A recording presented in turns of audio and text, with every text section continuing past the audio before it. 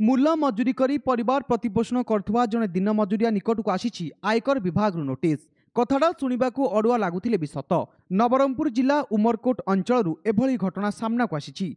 मूलियांक bank खातार होईछि कोटिएरु ऊर्ध्व टंकार कारबार। तेबे एते परिमाण टंका आसिला कोठू जाहाकू नै आरंभ होइतिला खोलताड़। परे जे घटना सामना को आसिला ताहाकू शुणिले आपण भी स्तब्ध होइजिबे। सनधर गंड मूलिया काम करथुवा बेले तांको पाखे रहिबा पई भल घरटिए मध्य नाही। प्रतिदिन मूल मजूरी लगी जहाँ आणती सेथिरे तांको परिवार चलती। नवरंगपुर उमरकोट निकट पूजारीगुड़ा अंचल में बास करती व्यवसायी पप्पू अग्रवाल। सनधर पप्पूंक निकटे दीर्घ 7 वर्ष हेब काम करि आसुथिले। हेले पप्पू उक्त गरीब लोकर टिप चिन्ह नहीं एक घरोई बैंक रे अकाउंट खोली कोटिएरु ऊर्ध्व टंकार कारबार करथिले। जाहाकू शुणिला परे सनधरंक पाद तळु माटी खसी जाइतिला। सनधरंक कहवा अनुसार पप्पू तांकू भोटर परिचय पत्र और जमी पट्टा सह एक कागज दस्खत कराई नेथिले।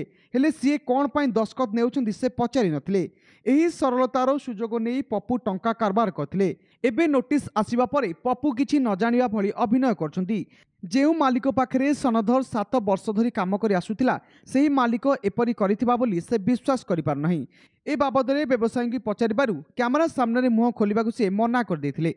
नोटिस तो ये आसलार मैं तो पढ़वा के नहीं जाने में आज्ञा काली नोटिस आहला बतकारीगुड़ा तेजू आंदेला ते पढ़ाइली नहीं जयपुर ले नोटिस आहला चे टैक्स पैसा नोटिस है मैंने हम तो जान लार नहीं टैक्स पैसा नोटिस कहन करला कहन नहीं मैं 2-3 बार बोली नोटिस आसवा नहीं आई तो उसने करला बोलवा के नहीं मैं तोरना उन्हें किसी करलार नहीं किसी नहीं बोला 2-3 बार दो दी देला एटा काहे तो पप्पू पप्पू और तार पिला पिंटू बोलवा तार ना छोची नहीं करला।